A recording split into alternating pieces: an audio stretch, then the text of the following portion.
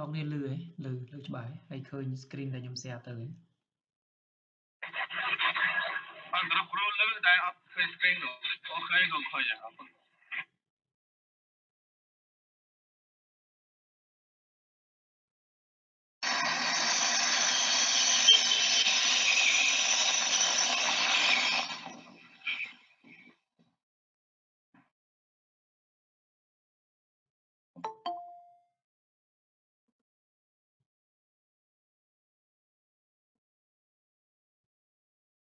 ថ្ងៃនេះយើងរៀងរូបបន្តិចដោយសារយើងនឹងចប់ម៉ោង8កន្លះយើងគ្នាយើងទៅបាន10នាក់ជាងអញ្ចឹងយើងរៀនហ្មងទៅមិនបាច់ចាំទេណាអូខេយើងតមេរៀនយើងទៀតណាថ្ងៃមុនយើងត្រូវតពីdigital map sensor ណាបាទ digital map sensor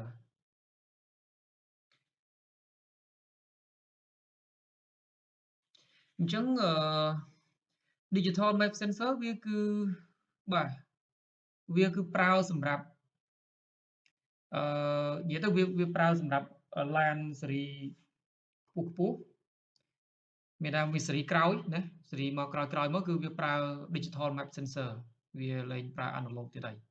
ដោយសារតែប្រភេទ digital គឺវាចាប់សញ្ញាបានល្អជាងហ្នឹងណាហ្នឹងហើយ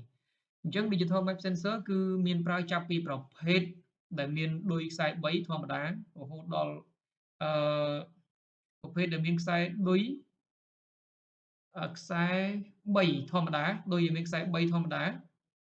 ដែលវាផ្ដល់តែព័ត៌មានលំហូរខ្យល់រហូតទៅដល់ពពួកដែលមានដូចខ្សែ8ឆ្លៀសវៃឬក៏ហៅថាវៃឆ្លាតដែលអាចផ្ដល់ទាំងព័ត៌មានលំហូរខ្យល់សម្ពាធសីតុណ្ហភាពនិងសំណើមបាទឃើញទេគឺមានច្រើនណាបាទអញ្ចឹងទៅកាលណាខ្សែយើងចំណាំណានៅកាលណាខ្សែមាននៅដូច map នឹងកាន់តែច្រើនព័ត៌មានដែលវាផ្ដល់ទៅប្រអប់បញ្ជាក៏កាន់តែច្រើនដែរបាទ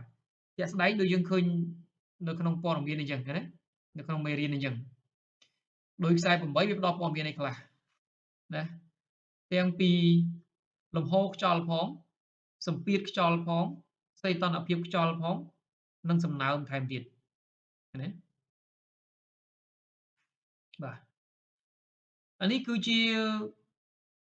រលកហ្វ្រេកង់របស់វាដែលហ្វ្រេកង់របស់វាជារលក digital ដែលវាមានភាពទៀងទាត់បាទហ្វ្រេកង់របស់វាគឺភាពទៀងទាត់យ៉ាងម៉េចវាទៀងទាត់មានថាជារលកថេរខ្ញុំចង់និយាយថាជារលកដែលមានកម្ពស់ថេរប្រសិនបើវាចេញពីចំណុចណាមួយឡើងទៅដល់កម្ពស់ណាមួយគឺវារលកចេញមកគឺស្មើគ្នាបាទប៉ុន្តែត្រង់ថាកម្រិតនៃហ្វ្រេកង់របស់វាញឹកឬមួយក៏ឈៀវទៅតាមទំហំដែលយើងបង្កើនល្បឿនបាទទំហំប៉ាវីយ៉ុងដែលវាបើកមានថានៅពេលដែលយើងជន់ហ្គែខ្លាំងប៉ាវីយ៉ុងវាបើកធំអញ្ចឹងរលកហ្វ្រេកង់ហ្នឹងគឺវាកាន់តែញឹកបាទជាក់ស្ដែងយើងឃើញនៅក្នុងរូបនេះដែលនៅនេះគេប្រាប់ថា low air flow មានន័យថាស្ថិតនៅក្នុង idle បាទ idle speed បាទ idle speed លក្ខណៈល្បឿនក្រងទីគឺវាមានរលកជាឈៀវបាទហើយរលកហ្នឹងវាមានកំណត់ជា free កង់ថា free កង់ប៉ុន្មាននៅរបបអី free កង់ប៉ុន្មាននៅរបបអីបាទនៅត្រង់នេះគឺបង្ហាញពី increase air flow បានថាគឺខ្យល់ត្រូវបានបង្កើនកាលណាខ្យល់យើងឃើញ free កង់កាន់តែញឹកfree កង់ដែលបញ្ជូនទៅប្រអប់នឹងកាន់តែញឹកគឺមានន័យថាខ្យល់វាចូលកាន់តែច្រើនបាទអញ្ចឹងគេវាស់បរិមាណខ្យល់តាមរយៈជំហាននៃ free កង់បាទរលក free កង់ប្រមាណ S អញ្ចឹងទៅបាទគេកំណត់ថាខ្យល់ហ្នឹងកម្រិតប៉ុន្មានបាទនេះជាប្រភេទដូចខ្សែ3បាទ 3-pin digital map sensor ដែលគេប្រើលក្ខណៈងាយគេហៅថាពពួកធម្មតាអញ្ចឹងវាពពួកធម្មតាគឺវាចាប់តែសញ្ញារបស់ air flow ទេសញ្ញារបស់ខ្យល់ចូលទេមានថាចាប់តែម៉ាស់ខ្យល់ទេអត់មានចាប់អីទាំងអស់អត់ចាប់សីតុណ្ហភាពអត់ចាប់សំណើមណាអត់ចាប់សម្ពាធបាទសម្ពាធវិសម្ពាធហ្នឹងគឺវិសម្ពាធណាមិនមែនជាសម្ពាធតឹងណែនទេគឺវិសម្ពាធ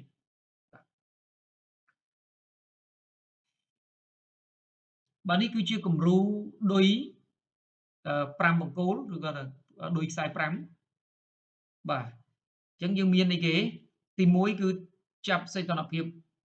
បាទ temperature resistant ជា resistance ចាប់សីតុណ្ហភាពហ្នឹងគឺសីតុណ្ហភាពខ្យល់ហ្នឹងឯងណាបាទហើយទី2គឺ mass និយាយគឺប្រើពាក្យថា S ឬមួយក៏គេអាចប្រើពាក្យថា ground ណា S ក៏ mass ground ក៏ mass បាទអញ្ចឹងការប្រើពាក្យហ្នឹងគឺយើងឃើញជួបផ្លាច់ច្រើនយើងរៀនចំណាំម្ដងមួយណាទី3គឺអត់ប្រើទេបាទទី4ភ្លើង12វ៉ុលបាទភ្លើង12វ៉ុលទី5គឺរលកហ្វ្រេកង់បញ្ជូនទៅប្រអប់បាទគឺហ្វ្រេកង់ output មិនថាហ្វ្រេកង់ចេញណា output ហ្នឹងគឺសញ្ញាចេញណាបើ input ហ្នឹងគឺចូលធាតុចូល output ធាតុចេញបាទអញ្ចឹងវាដាក់ហ្វ្រេកង់ output គឺមានថាជារលកហ្វ្រេកង់បញ្ជូនចេញណា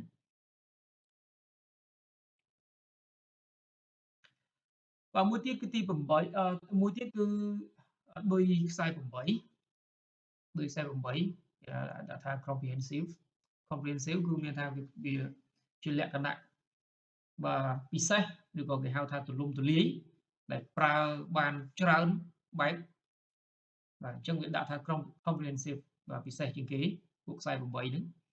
ដែលវាមានសញ្ញាច្រើនបើយើងមើលដូចនៅក្នុងរូបនេះអញ្ចឹងវាមានដូចទី1អីគេនេះដូចទី1គឺវាចាប់សញ្ញាសីតុណ្ហភាពខ្យល់គេសរសេរជាភាសាអង់គ្លេសថា IAT sensor signal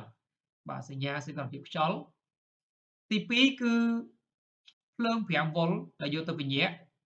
ហើយបន្ទាប់មកភ្លើងតង់ចុងទាបដែលយកទៅពញាក់បាទតង់ចុងទាបពញាក់ទី4គឺចាប់ពីវិសម្ពាធបាទចាប់អំពីវិសម្ពាធបាទឆ្លងកាត់ប៉ាវីយ៉ុងដែលវាចូលទៅប៉ាវីយ៉ុងណាអញ្ចឹងវាដាក់ថា throttle inlet absolute pressure sensor បាទវាចាប់ពី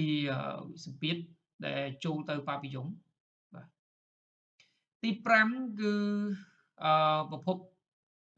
រលេប្រភពចរន្តបាទវាទៅរលេប្រភពចរន្តពោះភ្លើងទី6គឺសញ្ញារបស់ MAF បាទសញ្ញារបស់ម៉ាស់ខ្យល់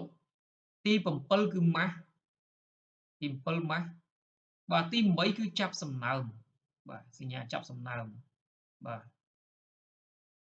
humidity sensor signal បាទចាប់សំណើមទី8ហ្នឹងណាហេតុអីបាន sensor ប្រភេទហ្នឹងវាចាប់ច្រើនអញ្ចឹងបាទវាចាប់ដល់សំណើមចាប់ដល់វិសម្ពាធបាទហេតុអីបានវាចាប់ដល់សំណើមចាប់ដល់វិសម្ពាធមានន័យថាអញ្ចេះបើពពួក sensor ដែលវាចាប់តែម៉ាស់វាចាប់តែបរិមាណឬក៏ម៉ាស់ខ្យល់ចូលគឺវាអត់មានធ្វើការប្រៀបធៀបច្រើនទេបាទមានថាម៉ាស់ខ្យល់ប៉ុណ្ណឹងចូលទៅប៉ុណ្ណឹងគឺវាធ្វើការមានថា ECU វាគណនាថាខ្យល់ប៉ុណ្ណឹងកំហាប់អុកស៊ីហ្សែនគឺមានប៉ុណ្ណេះវាគណនាចងទុកតែម្ដងបាទវាថាវាចងទុកថាវាចូលប៉ុណ្ណឹងអញ្ចឹងយកឲ្យប្រេងប៉ុណ្ណឹងទៅវាអូខេតែដល់ពពួកស៊េរីក្រោយមកវាមិនមែនត្រឹមចាប់តែបរិមាណខ្យល់ទេដើម្បីដឹងកម្រិតអុកស៊ីហ្សែននៅក្នុងខ្យល់ហ្នឹងមានកម្រិតប៉ុន្មានវាចាប់រហូតដល់សំណើមទៀតចាប់សីតុណ្ហភាពទៀតហើយវាចាប់ពីវិសម្ពាធទៀតចាប់ពីសម្ពាធដែលឆ្លងកាត់ប៉ាវីយ៉ុងទៀតថាសម្ពាធដែលរត់កាត់ហ្នឹងសម្ពាធប៉ុន្មានបាទដើម្បីដឹងថាកម្លាំងខ្យល់ដែលបុកចូលទៅហ្នឹងថាវាម៉ាស៊ីនវាបឺតប៉ុន្មានឃើញទេចាប់សំណើមចាប់សីតុណ្ហភាពគឺដឹងពីកំហាប់អុកស៊ីហ្សែនបាទយើងដឹងហើយថាធម្មតានៅពេលដែលខ្ញុំឧទាហរណ៍ងាយយល់មួយឧទាហរណ៍ថានៅពេលដែលយើងដើរនៅលើបរិវេណឬមួយក៏នៅលើផ្លូវដែលកំពុងតែមេឃកំពុងតែក្តៅបាទនៅពេលដែលមេឃកំពុងតែក្តៅមានថាយើងមានអារម្មណ៍ថាឆាប់ហត់ ហើយដកដង្ហើមនោះរៀងអត់សូវស្រឡះទេដកដង្ហើមរៀងអត់សូវលះវាដកទៅវាតឹងអញ្ចឹងណាយើងដកទៅស្រូបខ្យល់ទៅរៀងអត់អស់បាទមានអារម្មណ៍ថារៀងស្ទើរអុកស៊ីហ្សែនអាហ្នឹងដោយសារតែនៅពេលដែលខ្យល់វាក្តៅកំហាប់អុកស៊ីហ្សែនគឺទាបកាលណាកំហាប់ទាបគឺមានថាវាតិចកំហាប់នឹងវាតិចបាទនៅពេលដែលយើងដើរទៅដល់នៅតំបន់ដែលមានសីតុណ្ហភាពត្រជាក់បាទត្រជាក់គឺកំហាប់អុកស៊ីហ្សែននឹងខ្ពស់អញ្ចឹងយើងមានអារម្មណ៍ថាពេលដែលយើងដកដង្ហើមចូលទៅលក្ខណៈស្រឡះក្នុងខ្លួនបាទយើងស្រស់ស្រាយដកដង្ហើមតិចទៅមានអារម្មណ៍ថាពេញបរិបូរណ៍ហ្មងបាទអុកស៊ីហ្សែនដែលវាចូលទៅគឺច្រើនអញ្ចឹងយើងដកដង្ហើមគឺយើងដកតិចអុកស៊ីហ្សែនចូលទៅច្រើនធ្វើឲ្យវាគ្រប់គ្រាន់ក្នុងការបំបែកធាតុណាក្នុងការចិញ្ចឹមក្នុងការទ្រទ្រង់រាងកាយឃើញទេដោយសារអីដោយសារតែបរិយាកាសវាត្រជាក់កំហាប់អុកស៊ីហ្សែនវាច្រើនកំហាប់ខ្យល់វាណែនអញ្ចឹងយើងដកទៅវាស្រូបខ្យល់ទៅបានច្រើនជាក់ស្ដែងម៉ាស៊ីនក៏អញ្ចឹងដែរតែកាលណាវាចាប់សីតុណ្ហភាពវាចាប់ពីសម្ពាធវាចាប់ពីសំណើមបាទអញ្ចឹងវាដឹងថាតើកាលណាខ្យល់ដែលចូលទៅមានសំណើមបាទវាប្រកាសជាពិបាកក្នុងការឆេះដូច្នេះវាត្រូវធ្វើម៉េចបាទវាត្រូវវាត្រូវលៃតម្រូវនៃការបាញ់ប្រេងហ្នឹងវាត្រូវបាញ់យ៉ាងម៉េចដើម្បីឲ្យវាងាយឆេះឃើញទេអញ្ចឹង ECU នៅចាំតែគណនាក្នុងការផ្ដល់ប្រេងទេហើយការគណនាហ្នឹងគឺចាប់យកសញ្ញាទាំងអស់ហ្នឹងទៅដើម្បីធ្វើការគណនាបាទហើយទាំងអស់ហ្នឹងវាមិនមែនមានខួរក្បាលគិតដូចយើងទេគឺគេចងវាទុកថាកម្រិតប៉ុណ្ណេះត្រូវបាញ់ប្រេងប៉ុណ្ណេះគេចងវាទុកនៅក្នុង microcomputer ហ្នឹងតែម្ដងបាទសម្រាប់ការបញ្ជូនសញ្ញាទៅ ECU បាទគឺវាអាស្រ័យទៅលើប្រភេទនៃការប្រើប្រាស់របស់ MEF បាទអញ្ចឹងការបញ្ជូនសញ្ញាហ្នឹងវាមានអីគេអញ្ចឹងវាបញ្ជូនសញ្ញាជាលក្ខណៈបាទបើសម្រាប់ MEF គឺ My Airflow ហ្នឹងគឺវាបញ្ជូនសញ្ញាមាន2របៀបបាទទៅតាម element របស់វាបាទរបៀបទី1គឺបើយើងប្រើពពួក hot wire បាទ MEF ដែលប្រើ hot wire គឺវាបញ្ជូនរលកសញ្ញាវាបញ្ជូនសញ្ញាជាប្រភេទតាមរយៈប្រភេទ element សរសៃ platin បាទនេះជាបាទធាតុដែលវាបញ្ជូនសញ្ញាទៅហ្នឹងគឺជាប្រភេទសរសៃ platin បាទអញ្ចឹងវាបញ្ជូនសញ្ញាបែបជាប្រភេទសរសៃ platin វាបញ្ជូនវាមិនហើយមួយទៀតជាប្រភេទ hot film ជាប្រភេទបន្ទះ fill អញ្ចឹងបន្ទះ fill ហ្នឹងវាបញ្ជូនសញ្ញាបែបម៉េចអញ្ចឹងបន្ទះ fill គេផលិតមកពីអីគឺវាបញ្ជូនសញ្ញាធាតុបញ្ជូនសញ្ញាធាតុវត្ថុធាតុដែលបញ្ជូនសញ្ញាជាប្រភេទសំណាញ់នីកែលបាទជាប្រភេទសំណាញ់នីកែលគឺខាងក្នុង fill ហ្នឹងគឺវាប្រើជាបន្ទះសំណាញ់នីកែលហើយវាប្រើជា resistance កម្ដៅដូចគ្នាអញ្ចឹងប្រភេទទាំងអស់ហ្នឹងគឺជាសិតតែជាប្រភេទ resistance កម្ដៅប៉ុន្តែធាតុនៃការផលិតរបស់វាគឺផ្សេងគ្នាអញ្ចឹងណាបាទចុះពពួក hot wire គឺការបញ្ជូនសញ្ញាទៅប្រអប់បញ្ជាជាពពួក hot wire ហ្នឹងគឺវាមានជាប្រភេទ thermistor បាទ thermistor ហ្នឹងគឺអឺចាំខ្ញុំបរៀននៅមេរៀនក្រោយថាប្រភេទ thermistor ប្រភេទ resistor ប្រភេទអីហ្នឹងគឺវាយ៉ាងម៉េចអញ្ចឹង thermistor ហ្នឹងគឺជាប្រភេទ resistance ដែរប្រភេទ resistance វាប្រែប្រួលតាម resistance ប្រែប្រួលតាមរយៈសីតុណ្ហភាពអញ្ចឹងគេឲ្យឈ្មោះវាថាជា thermistor បាទបើ resistance ដែលប្រែប្រួលតាមរយៈពន្លឺគេហៅវាថា photo resistor បាទបើវាប្រែប្រួលតាមរយៈអីទៀតអញ្ចឹងទៅគេឲ្យឈ្មោះវាតាមនឹងទៀតអញ្ចឹងវាមានគេហៅថាក្រុមរបស់វាមានប្រភេទរបស់វាហើយខ្ញុំបរៀននៅមេរៀនក្រោយណានៅពេលដែលចប់មេរៀន sensor នេះបាទហើយមួយទៀតជាប្រភេទplatinum បាទ platin ប្រភេទសរសៃ platin មួយទៀតគឺជាប្រភេទ electronic control circuit ដែលយើងហៅថា field បាទប្រភេទ hot field បាទអានេះ hot wire យើងមានច្រើនប្រភេទដែរនេះខ្ញុំដាក់មកតែ3រូបឲ្យយើងមើលតែពិតពពួក hot wire ហ្នឹងគឺមានច្រើនណា បាទ hot wire គឺរក្សាកម្ដៅថេរមួយរបស់ thermistor បាទនិយាយ hot wire ហ្នឹងវារក្សាកម្ដៅថេរមួយរបស់ thermistor អញ្ចឹង thermistor ជាប្រភេទresistance ដែលវាប្រែប្រួលតាមរយៈសីតុណ្ហភាពអញ្ចឹងអាហ្នឹងគឺវារក្សាកម្ដៅថេរមានកម្ដៅថេរនៅក្នុងហ្នឹងតែម្ដងបាទដែលវាគ្រប់គ្រងដោយសៀគ្វីអេឡិចត្រូនិកហ្នឹងនៅណាបាទពពួក hot wire ហ្នឹងគឺវាមាន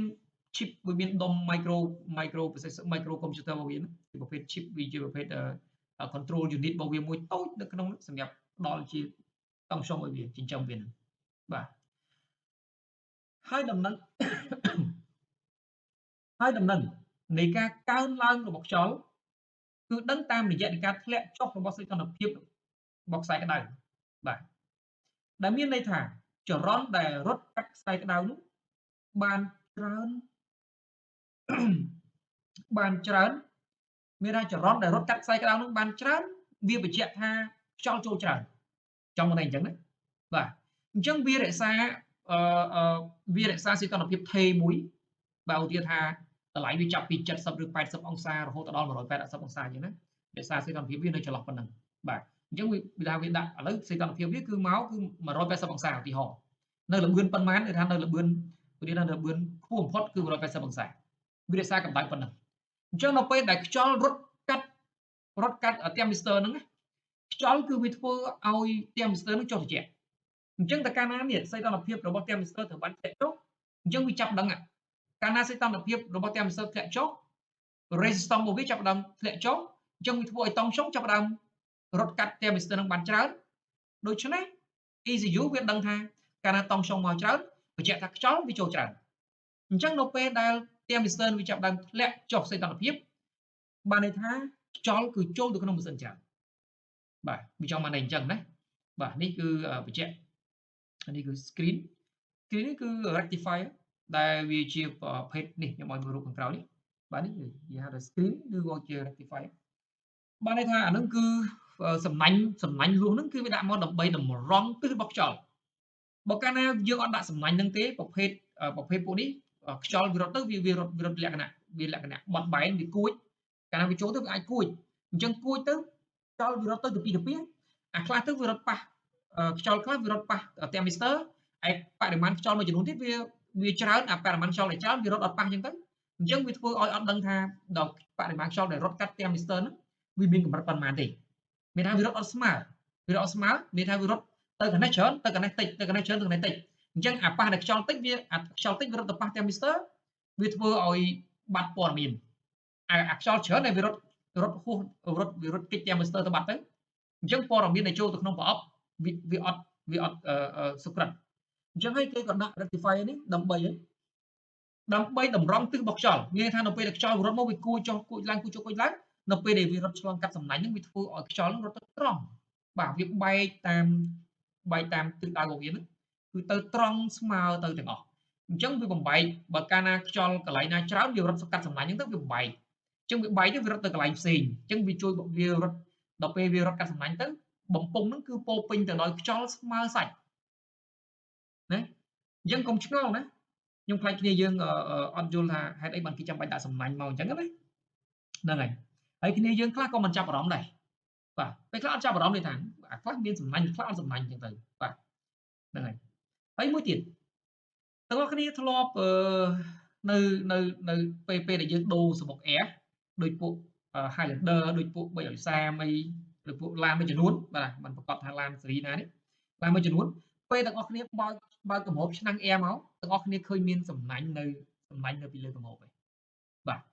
ឃើញមានសំណាញ់នៅពីលើកម្របឯងមានសំណាញ់នឹងជាលក្ខណៈសរសៃស្បៃហើយបន្ទាប់មកវាទ្របវាពីសដោយសំណាញ់លួសទៀតបាទទាំងអស់គ្នាប្រកបជាអត់ចាប់អារម្មណ៍ទេបើយើងមិនបានសិក្សារៀនសូត្របើយើងមិនបានស្រាវជ្រាវប្រកបជាមិនចាប់អារម្មណ៍តាហេតុអីបានគេចាំបាច់ដាក់សំណាញ់នឹងមកសំណាញ់នឹងមិនមែនដាក់សម្រាប់ច្រោះធូលីដីទេប្រសិនបើដាក់សម្រាប់ច្រោះធូលីដីយើងចាំបាច់ដាក់សំបុក Air មកត្រូវបាទអញ្ចឹងសំណាញ់នេះគឺដាក់ដើម្បីអីដើម្បីតម្រង់ទិសរបស់ខ្យល់ឲ្យរត់កាត់ thermistor រត់កាត់ mass air flow នឹងឲ្យវាសុក្រិតបាទ មានន័យថាយើងតម្រង់ទិសខ្យល់ឲ្យខ្យល់រត់ចូលទៅក្នុងបំពង់ mass airflow នឹងស្មើសាច់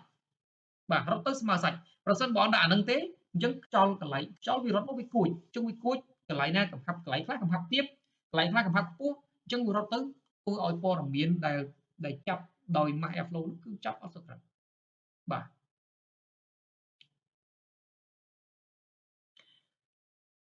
hot wire បាទគឺយើងមើលនេះ hot wire hot wire នេះ platinum អញ្ចឹង hot wire ហ្នឹងមានថាវាដាក់នៅក្បែរជាមួយនឹងវាដាក់នៅក្បែរជាមួយនឹង intake air tunnel ពពុះនេះពពុះ8នេះហើយទាំងអស់គ្នាប្រហែលជានឹងធ្លាប់ឃើញនៅ map sensor យើងធម្មតាទាំងអស់គ្នាបើកផ្ទៃគូវាមើលទៅមើលក្នុងរុនណាពពុះនេះ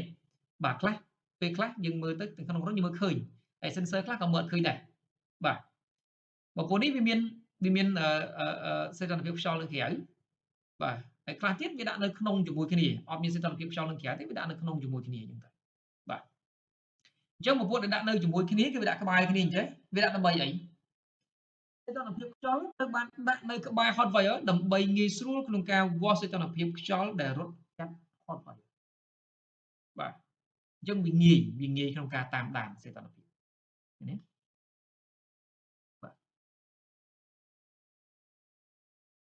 បាទមួយទៀតគឺhot wire map sensor បង្កើនសញ្ញាជារលកអាចជារលក frequency analog បាទជារលកជាមែនតែជាសញ្ញា analog ដែលប្រែប្រួលពី0ទៅ5វ៉ុលបាទវាប្រែប្រួលពី0ទៅ5វ៉ុលអត់លើនឹងទេបាទដោយសារតែគេកំណត់ហើយហ្នឹងគេកំណត់ឲ្យព្រោះតង់ខ្យងដែលបានបញ្ជូនទៅឲ្យវា5វ៉ុលទេចេញពីប្រអប់ទៅបាទតាមជើង VC ទៅតែ5វ៉ុលទេអញ្ចឹងព័ត៌មានដែលវាត្រឡប់មកវិញគឺតាមរយៈតង់ខ្យងដែលវាប្រែប្រួលហ្នឹងបាទពី0ទៅ5វ៉ុលអាច 0.4 បាទ 0.4 ទៅ 0.8 លក្ខខណ្ឌក្រងទីអញ្ចឹងទៅបាទពី4វ៉ុលឡើងរហូតដល់5វ៉ុលអញ្ចឹងទៅគឺរបបបើកគេហៅសន្ទះបរិយមកាលណាវាបើកធំវ៉ុលវាឡើងតាមនឹងអញ្ចឹងទៅវាបើកតូចទៀបតាមនឹងធំតាមនឹងវាទៀបតាមនឹងទៅបាទដល់ពេលបើកអស់មែនទែនគឺអស់ត្រឹម5វ៉ុលតែម្ដងបាទនេះជា circuit នៅក្នុង sensor ហ្នឹងព្រោះនេះជាប្រភេទខ្សែក្តៅបាទខ្សែក្តៅយើងដាក់ចឹងមកណាខ្សែក្តៅអានេះគឺ thermistor ជា thermistor ជា thermistor គឺសីតុណ្ហភាពខ្យល់អញ្ចឹងនៅពេលដែលភ្លើងវាជួមក5វ៉ុលវាឆ្លងកាត់ hot wire ឆ្លងកាត់ចឹងមកអានេះគឺសញ្ញាចេញអញ្ចឹងប្រសិនបើក្នុងករណីខ្យល់ដែលរត់ឆ្លងកាត់នេះរត់ឆ្លងកាត់ sensor នេះ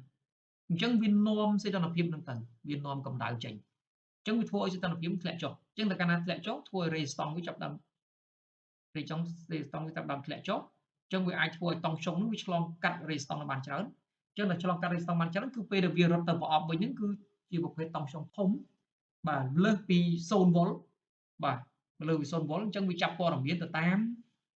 ចំនួនវ៉ុលបាទអញ្ចឹងយើងអាចមើលនៅក្នុង scan បានតាមរយៈការកំណត់របស់វាតាមរយៈ spec របស់ឡានមួយបាទអានេះខ្ញុំនិយាយជាលក្ខណៈទូទៅនៅក្នុងរបបរងទីបាទរបបរងទីគឺចាប់ពី0ដល់ 0.4 វ៉ុលទៅ 0.8 វ៉ុលបាទគឺមានថាយើងអត់ជន់ហ្គាទេណាអញ្ចឹងក្នុងករណីយើងអត់បើកម៉ាស៊ីនត្រជាក់អីចឹងទៅម៉ាស៊ីនឆេះតិចចឹងវាឆេះតិចទៅបាទវារត់ក្នុង600 RPM ឬក៏800 RPM ដល់ 1000 ទេបាទហើយតទៅពេលយើងបើកម៉ាស៊ីនត្រជាក់ទៅវាមានច្រកខ្យល់វ៉ាន idle speed control វាបើកចឹងខ្យល់វារត់កាត់កន្លែងផ្សេងទៅដើម្បីចូលទៅក្នុងម៉ាស៊ីនឲ្យបានច្រើនអញ្ចឹងវាឡើងក្រោមទីត្រឹម1ឬមួយក៏1000ឬក៏1100អីចឹងទៅវាឡើងถึงហ្នឹងដើម្បីទៅបង្កើនក្រងទីកុំឲ្យវារលត់ម៉ាស៊ីននៅពេលដែលវាអូសកុំព្យូទ័រណាអញ្ចឹងចន្លោះនៅពេលដែលយើងអត់ជន់ហ្គាណាស្ទះប៉ាបយងគឺអត់បើកទេគឺបិទបាទហើយច្រកខ្យល់ហ្នឹងគឺរត់តាមច្រករុន bypass ហើយនឹង idle speed control បានបាទអញ្ចឹង volt របស់វាគឺយើងមើលទៅក្រងទីគឺចន្លោះពីនឹងពី 0.4 ដល់ 0.8 បាទហើយវានឹងកើនពី 4.5 ទៅ 5 volt គឺដោយសារតែពេលយើងជន់ហ្គាចាប់ដើមយើងបង្ហើបហ្គាទៅតង់សុងចាប់ដើមបញ្ជូនទៅប្រអប់គឺតម្លៃចាប់ដើមកើនបាទហើយយើងអាចមើលនៅក្នុង scan បើសិនជាយើងមើល data យើងអាចមើលក្នុង scan តាមរយៈមុំបើករបស់ប៉ាវីយ៉ុងថាមុំវាបើកប្រមាណដឺក្រេម៉ាស់វាបញ្ជូនជាតង់សុងហ្នឹងទៅប្រអប់ប្រមាណ volt បាទឡានខ្លះយើងអាចមើលបានបាទយើងរៀនមើលតាមហ្នឹងទៅហ្នឹងហើយបាទមួយទៀតគឺយើងចូលដល់ hot fuel គឺជាប្រភេទបន្ទះ resistance បាទបន្ទះ resistance កម្ដៅបាទ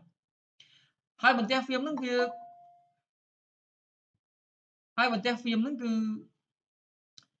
វារក្សាកម្ដៅប្រមាណពី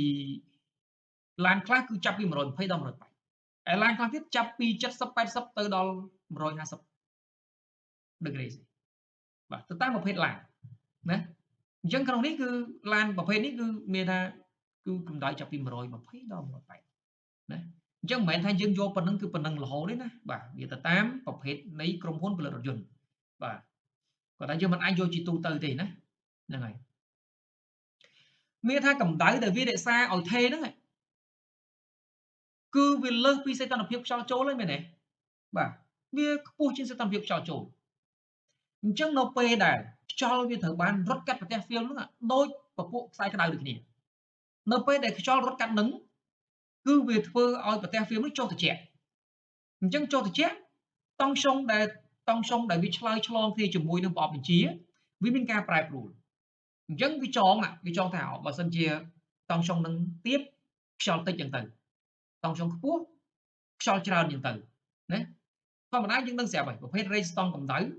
តែកាលណាយើងឲ្យម៉ាស់ឲ្យភ្លើងទៅវាទៅវាក្តៅអញ្ចឹងតែកាលណាក្តៅ resistance វាចាប់ផ្ដើមកើនយើងដឹងស្រាប់ហើយថា resistance គឺជាឧបករណ៍មួយជាឧបករណ៍មួយសម្រាប់រាំងស្ទះនៃដំណើររបស់ចរន្តតែកាលណា resistance ខ្ពស់ចរន្តរត់កាត់ហ្នឹងគឺតូចអញ្ចឹងបើ resistance ធ្លាក់ចុះចរន្តរត់កាត់ហ្នឹងគឺធំបាទហើយជាក់ស្ដែងប្រភេទ resistance តែកាលណាកម្ដៅវាចាប់ផ្ដើមកើនប្រភេទ resistance កម្ដៅចាប់ផ្ដើមកើនធ្វើឲ្យវាគេហៅថា deformate វាប្រែប្រួលអា structure របស់វាខាងក្នុងហ្នឹងអញ្ចឹងវាធ្វើឲ្យ resistance ចាប់ផ្ដើមកើនតែកាលណា resistance ចាប់ផ្ដើមកើនអញ្ចឹងតង់សុងដែលរត់កាត់វាហ្នឹងក៏វាមានការថយចុះដែរណាដូច្នេះគេនឹងដឹងបាទព័ត៌មានទៅប្រអប់វានឹងដឹងថាព័ត៌មានដែលបញ្ជូនទៅជាលក្ខណៈតង់សុងហ្នឹងវាដឹងពីម៉ាស់ខ្យល់ដែលរត់កាត់ដែលរត់ចូលបាទអញ្ចឹងប្រភេទនេះនិយាយឃើញវាដាក់សំណាញ់ដែរពេលចូលទៅគឺធ្វើឲ្យខ្យល់វាអាចរត់ទៅស្មើសាច់ហើយនៅក្នុងនេះគឺនេះជាបន្ទះបាទជាបន្ទះ fill ណាហើយនៅក្នុងបន្ទះ fill ហ្នឹងគឺវាមានរត់បាទអានេះជាប្រភេទបាទវាប្រើរុនវាមានរុន bypass ពេលខ្យល់រត់កាត់ហ្នឹងមកអានេះរុននេះកន្លែងនេះក៏រុនចេញដែរតមកមានខ្យល់មួយផ្នែកទៀតដែលវារត់កាត់វាមានច្អូវាណារត់ចូលតាមហ្នឹងមកឆ្លងកាត់ប្រទេស fill ហ្នឹងមកហើយវារត់ចេញមកវិញបាទនេះមានរូបមួយទៀតដើម្បីច្បាស់ជាងហ្នឹងណាបាទអញ្ចឹងនេះបាទនេះអានេះរូបគុំរបស់វាហើយអានេះគឺរូបគេបំបែកវាចេញមកដើម្បីយើងដឹងថាខាងក្នុងវាមានអីបាទចានេះគឺ electronic control module របស់វាបាទ electronic module ដែលជាប្រអប់មួយសម្រាប់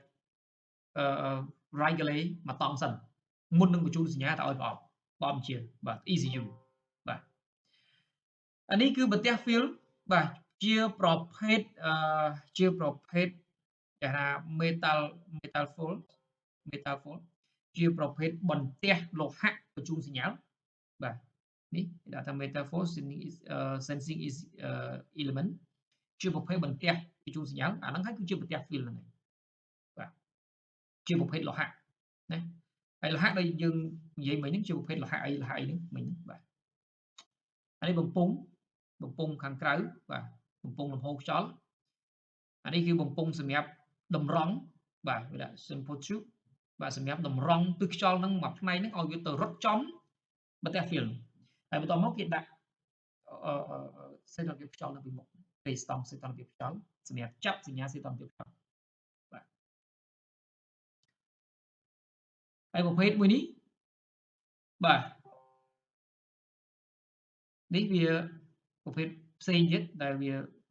អាចមួយវា build in អានេះប្រភេទ build in នៅខាងក្នុងហ្នឹងតែម្ដងនៅនឹងកនឹងកair ហ្នឹងតែម្ដងបើនេះប្រភេទនេះគឺវាអាចដោះដូរបាននេះនេះ first នេះលើនេះ first វាអញ្ចឹងដល់ពេលយើងមូលតែប្រឡង2គ្រាប់មកយើងដកវាអាចដោះដូរបានស្រួលបាទនេះបន្ទះ fill វាបាទ sensing element បាទនេះ micro computer micro processor របស់វាបាទជាប្រភេទគេហៅថា hybrid circuit ហ្នឹងវាមានន័យច្រើនបាទក្នុងហ្នឹងវាផ្សំឡើងពី gate NOR NAND ស្អី resistor transistor អីក្នុងហ្នឹងវាផ្គុំគ្នាមកបន្ទាប់មកគេចាក់វាក់អង្គធាតុវាក់អង្គធាតុ Intel សម្រាប់បញ្ចុះសីតុណ្ហភាពហើយបន្ទាប់មកគេ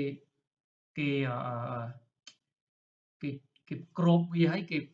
មិនឬក៏គេផ្សារវាផ្ទាប់តែម្ដងយើងឃើញពពួកអង្គធាតុវាក់ហ្នឹងតាមនេះអ្នកដែលធ្លាប់បំបែកigniter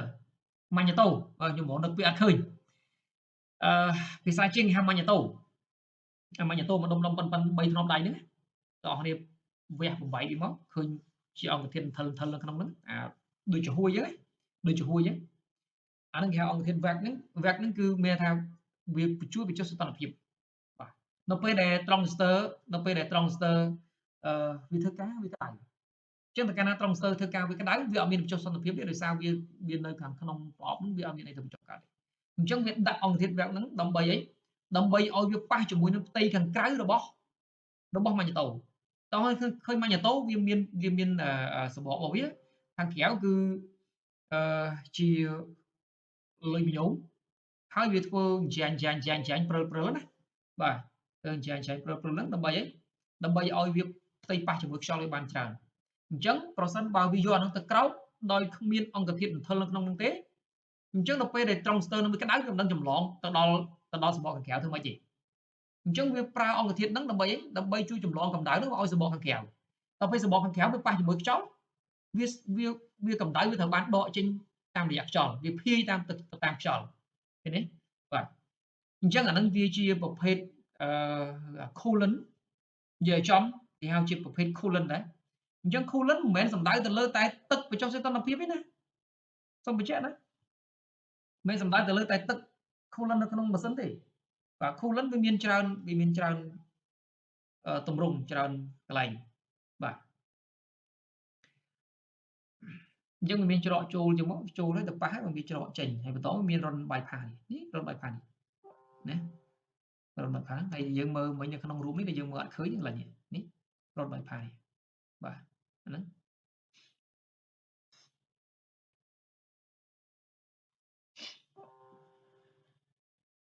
បាទ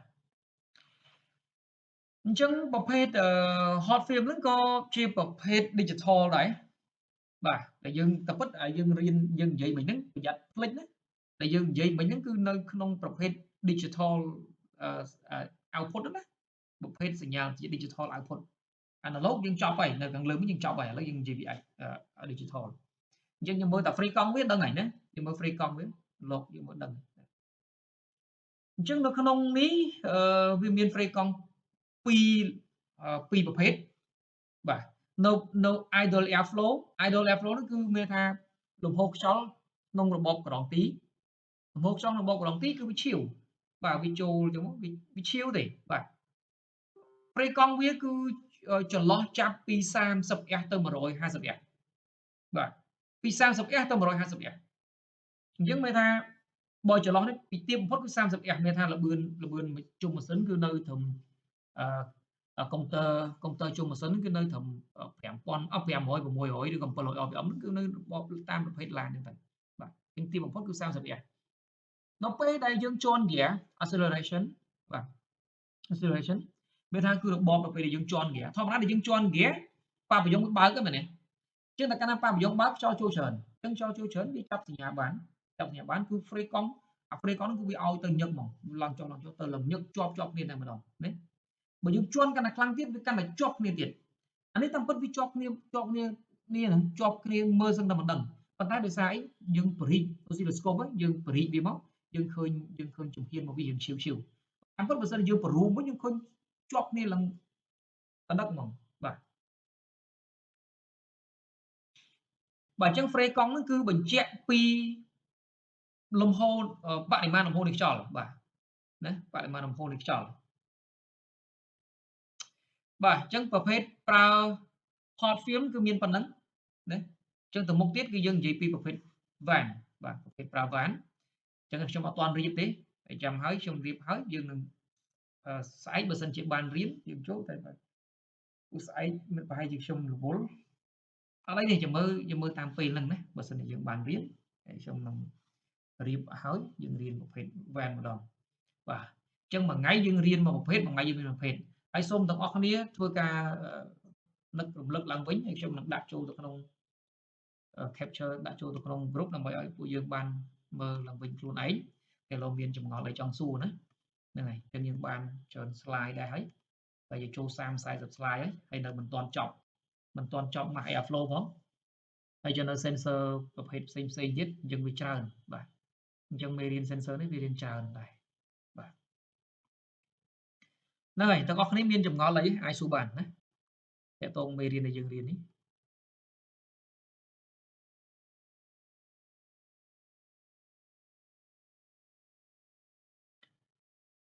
ហើយសួរថាលោកគ្រូអាហ្នឹងវាស់មិនគ្នាយើងប្រកាសជាចង់ដឹងថាត្រូវវាស់មិនដឹងខូចព្រោះអ្វីដែលយើងរៀនគឺយើងចង់ដឹងថាពីខូចយ៉ាងម៉េចយើងដូរវាទៅវាត្រូវវាស់មិនដឹងខូចបាទចំណងដែលយើងចង់បានហ្នឹងគឺអញ្ចឹងតែនៅពេលដែលយើងរៀនហើយកំហូចរបៀបរកកំហូចគឺនៅនឹងមុខនឹងតែម្ដងប្រសិនបើខ្ញុំប្រាប់ទាំងអស់នេះតែមួយផ្លេតទាំងអស់នេះចេះតែមួយនឹងទេតែដល់ពេលទាំងអស់គ្នារៀនតាមបែបផែនរបស់វាទាំងអស់គ្នាអាចចេះដល់ sensor ផ្សេងទៀតយើងអាចបំបែកខ្លួនឯងបានទៀតណាឧទាហរណ៍ដូចត្រង់ចំណុចនេះពួក hardware នៅពេលដែលយើងបាន spec របស់វាមកនេះអញ្ចឹងនៅពេលដែលយើងទៅមើលនៅ scan Pro Map Sensor យើងអាចវាស់បានតាមរយៈohmmet បាទយើងអាចមើលតាម scan ហើយមើលតាម scan យើងមើលដឹងមិនដឹងខូចវាតលតែយើងមាន spec យកមកប្រៀបធៀបអញ្ចឹងហើយបានគេបង្កើតកម្មវិធីឬមួយក៏គេផលិតសភៅrepair manual ដើម្បីឲ្យយើងមើលពី spec របស់ឡានមួយប្រសិនបើយើងអត់មានឯកសារច្បាស់លាស់អត់មានឯកសារគ្រប់គ្រាន់តែយើងទៅធ្វើឡានយើងធ្វើតាមលក្ខណៈព្រាវគឺយើងធ្វើយូរជាងគេយើងត្រូវសួររកព័ត៌មានពីគេអ្នកចេះបាទហើយយើងត្រូវអង្គុយធ្វើព្រាវដូរចុះដូរឡើងម្ដងទៅរកនេះម្ដងទៅរកនោះដោយគ្មានប្រកបវិជ្ជាកន្លែងណាមួយមិនដឹងថាវាមកពីអីឲ្យប្រកបអញ្ចឹងវាធ្វើឲ្យរយៈពេលនៃការជួសជុលរបស់យើងនឹងវាយូរបាទតែបើសិនជាយើងមានទុនក្នុងការវិភាគឬលើកំហូចហ្នឹងអញ្ចឹងយើងអាចធ្វើទៅយើងប្រកបឧទាហរណ៍ដូចគ្នាយើងចំណាំសួរខ្ញុំនៅក្នុង group អញ្ចឹងខ្ញុំប្រាប់ទៅជាទុនឲ្យអ្នកនរគ្នាគិតហើយទាំងអស់គ្នារកឃើញចាំមកជីវិតណាហើយគ្រាន់តែ sensor ABS ឃើញទេនៅពេលដែលយើងចេះយើងវាស់ទី1យើងមើលថ្មិញនៅកលេវាមាន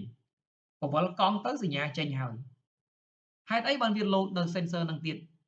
យើងចាក់ខ្សែពីនឹងដល់ប្រអប់មកទៅបើក Sigfi មើលប្រអប់ជើងនេះប្រហែលទៅដល់ប្រអប់ទៅដល់ប្រអប់ជារបស់វាប្រអប់ជា ABS ហ្នឹងណាជើងនេះប្រហែលចាក់មើលដល់ណាបើសិនជាចាក់ខ្សែហ្នឹងទៅដល់នោះវាអត់រត់ទៅដល់ទេប៉ុន្តែដាច់ខ្សែមួយហ្នឹងបាត់ហើយអញ្ចឹងយើងត្រូវកកកកាយរវាមកបាទបើវានៅក្រៅវាស្រួលរកបើវានៅក្នុងទេយើងពិបាករកហើយបើរកអត់ឃើញទេចំតខ្សែថ្មីមករត់ខ្សែថ្មីមួយប្រឡោះក្បែរហ្នឹងរត់ទៅដល់ប្រអប់ទៅតាមដើមវាដាច់ត្រង់ណាតត្រឹមហ្នឹងទៅ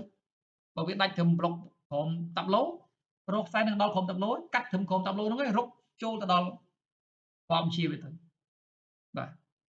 តែបើសិនវាដាច់ដោយសារកកិតកគៀតកដោកាត់អីយើងតវាវិញទៅហើយបើសិនជាវាស់ទៅ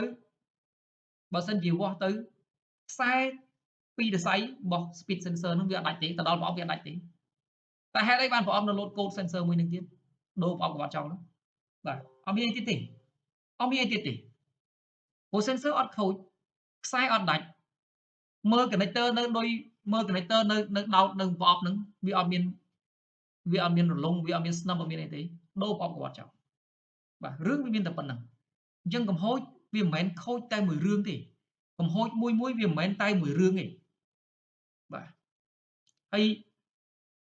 ពេលខ្លះខ្ជិលរឿងឆ្លើយជាមួយបងប្អូនប្រជាពលរដ្ឋដែលគាត់ប្រើប្រាស់រថយន្តបាទបងប្អូនអតិថិជនដែលគាត់ប្រើប្រាស់រថយន្តគាត់សួរគាត់ថានៅក្រាស់ហ្នឹងមា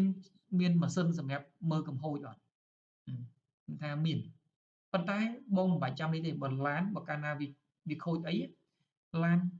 កំហូចខ្លះយើងអាចមើលតាមរយៈម៉ាស៊ីន scan តែកំហូចខ្លះមិនចាំបាច់ទេបាទកំហូចខ្លះគឺមិនចាំបាច់ទេកំហូចដែលមិនចាំបាច់គឺកំហូចដែលវាខូចដល់មិនមាន load check បាទអញ្ចឹងយើងអត់មានចាំបាច់ត្រូវមើលតាមម៉ាស៊ីន scan ទេគាត់គិតថាម៉ាស៊ីន scan ហ្នឹងមើលដឹងខូចគ្រប់រឿងហើយពេលខ្លះយើង scan ឃើញហើយយើងធ្វើរឿងយូរតិចហ្នឹងណាថាមានប្រដាប់ប្រដាហើយអត់ចេះប្រើឃើញទេមើល scan មានអីមើលហើយនៅធ្វើយូរទៀតរហូតអត់ឃើញបាទគាត់គិតអញ្ចឹងពេលខ្លះគាត់អត់យល់ពីការងារជាងថាពេលខ្លះយើង scan ឃើញខូចហ្នឹងវាខូចអាហ្នឹងតែអាហ្នឹងយើងវាស់ទៅវាអត់ខូចទេអញ្ចឹងបុព្វហេតុដែលវា load code ហ្នឹងវាមានអីគេវាអាចខូចអាហ្នឹងវាអាចខូចប្រអប់វាអាចដាច់ខ្សែឬក៏វាអាចខូចប្រភពណាមួយផ្សេងទៀតដែលវាប៉ះពាល់ដល់ហ្នឹងឃើញទេអញ្ចឹងពិបាកណាពេលខ្លះពិបាកដែរអូខេបងប្អូនមានចម្ងល់អីមកអាចសួរបានហើយយើងនឹងសម្រាប់តិចទៀតពួកខ្ញុំឈឺកដឹងមិនចាប់ទឹកឡើងឈឺកទៅទឹក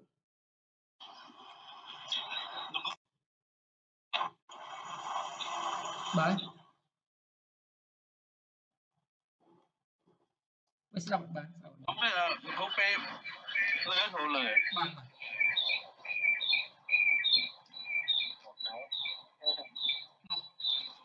សំណួរទី1សូមសួរថាពេលណាយើងប្រើពេជ្រលើហើយពេលណាយើងប្រើអូម៉ែតរបស់បានក្នុងហើយទី2ពាក្យមួយទៀតពាក្យ idol ហ្នឹងដល់ពេលយើងសំដៅទៅលើអីក្នុងពាក្យហ្នឹងអរគុណគ្រូយើងប្រើប៊ិចភ្លើងឬមួយក៏យើងប្រើអូម៉ែតយើងប្រើវ៉ុលម៉ែតទៅតេស្តគឺយើងមើលទៅតាមសភាពនៃគ្រឿងឬក៏ប្រព័ន្ធដែលយើងទៅជួសជុលប្រព័ន្ធហ្នឹងតើវាផ្គត់ផ្គង់ភ្លើងមកប្រមាណវ៉ុលបើប្រព័ន្ធហ្នឹងជាប្រភេទប្រព័ន្ធសញ្ញោហ្វាកូដភ្លើងម៉ូទ័រភ្លើងអីបាទដូចភ្លើងម៉ូទ័រកញ្ចក់ឡើងចុះទៅអីហ្នឹងយើងកុំបាច់ខ្លាចរឿងប្រើអំពូលតេស្តតែប្រសិនបើយើងទៅវាស់ sensor យើងគួរណាស់តែត្រូវដឹងច្បាស់ថាមុននឹងយើងចាក់ខ្សែមួយហ្នឹងយើងត្រូវដឹងថាខ្សែមួយហ្នឹងជាស្អីពណ៌ហ្នឹងបកគោលហ្នឹងជាខ្សែអីគេប្រសិនបើជាខ្សែ VC យើងយកអំពូលតេស្តទៅចាក់មិនឆេះប្រអប់បាត់បាទហ៊ានតែចាក់គឺឆេះប្រអប់តែម្ដងបាទខ្ញុំឃើញភាគច្រើនកូនជាងដែលគាត់ធ្វើម៉ាស៊ីនត្រជាក់ពួកឡានដែលប្រើតាក់មិចខ្សែ3ដសៃបោះកាមេរ៉ា07បោះឡានផ្សេងដែលតាក់មិចប្រើខ្សែ3ដសៃស្ប៉ែកពួកតាក់មិចដែលវាប្រើភ្លើងចិញ្ចឹមវាប្រើជា signal ខ្សែពេលដែលចាក់គាត់ធម្មតាយើងតាក់មិចដឹងស្រាប់ហើយវាតាក់មិចវាគ្រាន់តែភ្ជាប់ម៉ាស់ឲ្យទៅរ៉េឡេឬក៏ភ្ជាប់ម៉ាស់ទៅឲ្យប្រអប់ទេមែនទេអាពួក4ដសៃបាទ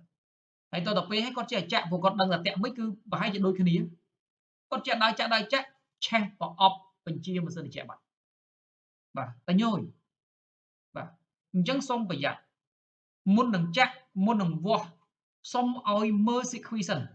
ថាខ្សែហ្នឹងគឺជាខ្សែអីគេប្រមាណវ៉ុលប្រសិនបើខ្សែហ្នឹងឆ្លងកាត់ទៅប្រអប់វាយល់វាតំណែងមួយប្រអប់ កុំចេះតែចាក់ត្រូវដឹងថាខ្សែហ្នឹងវាបញ្ជូនភ្លើងមកប្រមាណវ៉ុលអញ្ចឹងចង់ដឹងច្បាស់យើងអាចប្រើអូម៉ែត្រទៅជៀសវាងកំហុសឆ្គងយើងអាចប្រើអូម៉ែត្រឬក៏វ៉ុលម៉ែត្រទៅព្រោះវ៉ុលម៉ែត្រយើងវាស់ដឹងដូចគ្នាដែរមែនទេបាទបើសិនជាយើងចង់វាស់ភ្លើងយើងយកវ៉ុលម៉ែត្រម្ខាងយកទៅចាប់នៅម៉ាស់ទៅហើយយើងយកវ៉ុលម៉ែត្រម្ខាងទៀតទៅចុចទៅកាលណាវាលោតបូកឬក៏វាអត់មានចេញសញ្ញាដកគឺអាហ្នឹងគឺជាភ្លើងតែប្រសិនបើយើងចុចបញ្ច្រាស់វាចេញទៅជាដកវិញបាទអាហ្នឹងឯងម៉ាស់ឃើញទេអញ្ចឹងម៉ាស់ក៏យើងវាស់បានភ្លើងក៏យើងវាស់បានឃើញអត់អញ្ចឹងអត់មានអីត្រូវនេះទេហើយបើថាវាចេញមកប្រមាណវ៉ុលយើងដឹងអូអានេះចេញមក12វ៉ុលអញ្ចឹងនៅក្រោយយើងដឹងយើងអាចប្រើពូតេអីចឹងបាទអាហ្នឹងអញ្ចឹងពីការប្រើនៅពេលណាយើងប្រើអំពូលតេស្តពេលណាយើងប្រើវ៉ុលម៉ែត្រអូម៉ែត្រហ្នឹងគឺយើងប្រើទៅតាមស្ថានភាពនៃប្រព័ន្ធរបស់ឡានហ្នឹងណា idol idol គេហៅថា idling ហ្នឹងគឺជាគេថាបើនិយាយភាសាមួយគេហៅថា idol ហ្នឹងគឺត្រឹមត្រូវឥតខ្ចោះ idol សូម្បីតែការសិក្សាពីកំហាប់សិក្សាពីកំហាប់បន្ទុះឬមួយក៏សិក្សាពីអឺគេហៅថាផលធៀបសង្កត់បង្រួមរបស់ម៉ាស៊ីនក៏គេយកនៅរបប idol ហ្នឹងដែរមានថា idol គឺរបបមួយគេហៅថារបបយើងភាសាជាងគេហៅរបបក្រងទីតែបើយើងបកប្រែនៅភាសាភាសាសាមញ្ញគឺមិនមែនទេ idol ហ្នឹងវាអាចទៅជារឿងផ្សេងបាទ idol ហ្នឹងអាចទៅជារឿងត្រឹមត្រូវបាទត្រឹមត្រូវឬឥតខ្ចោះឬក៏ជាគំរូបាទ idol អាចជាគំរូអាចជាអីទៅតែបកប្រែយើងមកនិយាយជាមួយឡានយើងនិយាយមិនត្រូវវាអត់ត្រូវទេអញ្ចឹងយើងត្រូវដឹងថាពាក្យថា idol ហ្នឹងបើនិយាយថា idol speed គឺមាន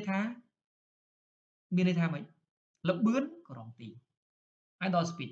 មានន័យថាម៉េចនៅពេលដែលយើងជិះឡានយើងប្រឡែងហ្គែអស់ដាក់លេខ1ឲ្យវាទៅតាមដំណើរបាទគឺយើងអត់ជន់ហ្គែទេអត់ជន់ហ្គែទេមានថាឲ្យវាទៅតាមរបបរបស់វាបាទអញ្ចឹងគឺ idol យើងបញ្ឆេះម៉ាស៊ីនយើងអត់ជន់ហ្គែទេអត់យើងអត់ជន់ហ្គែទេទុកឲ្យវាឆេះតាមដំណើរអាហ្នឹងគេហៅថា idol បាទឃើញទេអាហ្នឹងអញ្ចឹងដល់ទៅពេល accelerate គឺមានថាយើងជន់ហ្គែឲ្យតែមានពាក្យថា acceleration ឬក៏អឺអឺពាក្យឈ្នាន់ហ្គែហ្នឹងមួយទៀតគេហៅgas pedal បាទ gas pedal អាហ្នឹងគឺយើងជន់ហ្គែហ្នឹងរបបវាទៅតាមហ្នឹងទៀតទៅដល់មានអ្នកណាមានសំណួរទៀតទេបង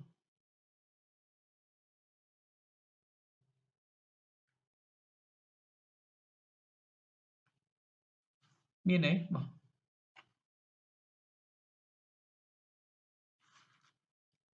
អូខេបើសិនជាអត់មានទេយើងសម្រាប់ប៉ុណ្្នឹងណាម៉ោង8:22នាទីយើងសម្រាប់នេះជាមើលស្អែកបើសិនជាបានរៀនចាំខ្ញុំផ្ដល់ព័ត៌មានដាក់ក្នុង group ណា